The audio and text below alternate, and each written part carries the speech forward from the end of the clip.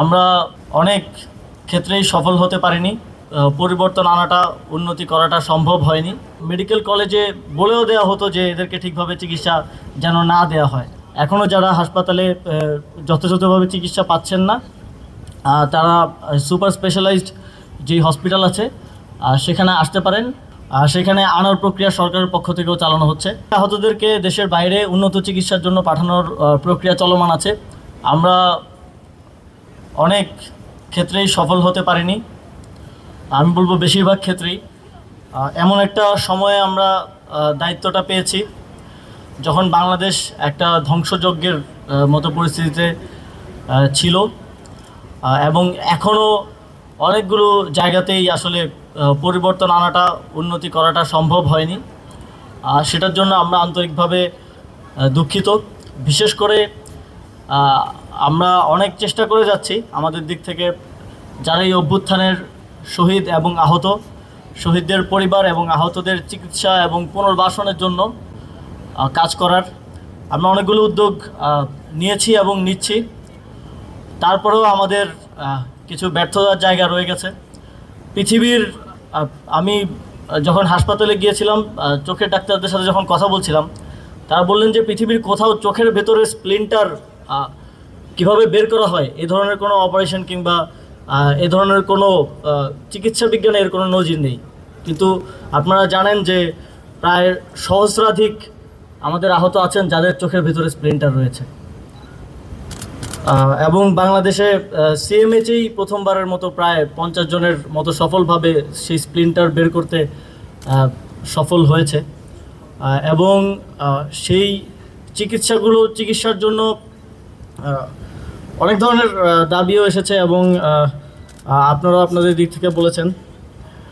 এখন পর্যন্ত যে উদ্যোগগুলো নেওয়া হয়েছে সেগুলোর ব্যাপারে আমি কিছু বলতে চাই।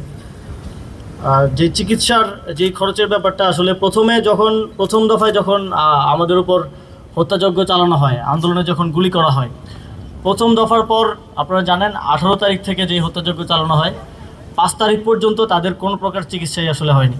এবং সরকারি অনেকগুলো মেডিকেল কলেজে বলেও দেওয়া হতো যে এদেরকে ঠিকভাবে চিকিৎসা যেন না দেওয়া হয়, এবং অনেকেই তখন প্রাইভেট অনেক হাসপাতালে চিকিৎসা নিয়েছেন।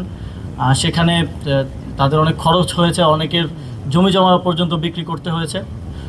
আমরা বলেছি যে যাদের ইতোপূর্বে বিভিন্ন হাসপাতালে খরচ হয়েছে সেটা সরকারের পক্ষ থেকে সেই ব্যয়ভার বহন করা হবে।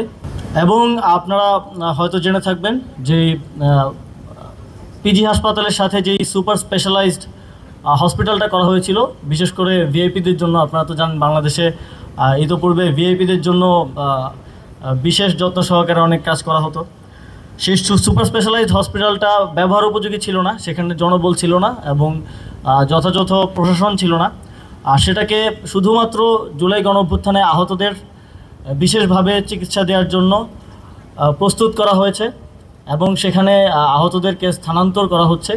এবং আমি এখান থেকে এটা আহ্বান জানাতে চাই, দেশের বিভিন্ন প্রান্তে এখনও যারা হাসপাতালে যথাযথভাবে চিকিৎসা পাচ্ছেন না, তারা সুপার স্পেশালাইজড যেই হসপিটাল আছে সেখানে আসতে পারেন।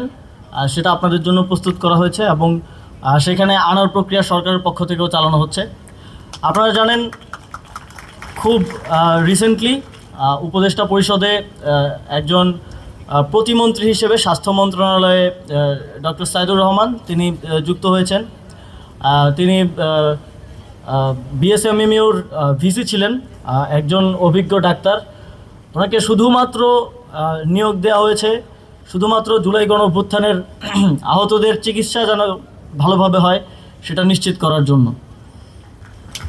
আহতদেরকে দেশের বাইরে উন্নত চিকিৎসার জন্য পাঠানোর প্রক্রিয়া চলমান আছে, কিন্তু এক্ষেত্রে অনেকগুলো চ্যালেঞ্জেস আছে। আপনারা জানেন যে আমাদের আহতদের অনেকের বয়স 18 কম, অনেকের পাসপোর্ট নেই। সুতরাং এই প্রসেসগুলো করতে করতে সময়ক্ষেপণ হচ্ছে, সেটার জন্য আমরা দুঃখিত। তবে এক্ষেত্রে দ্রুত ব্যবস্থা নেওয়ার জন্য স্বাস্থ্য মন্ত্রণালয় থেকে একটা কমিটি করা হয়েছে।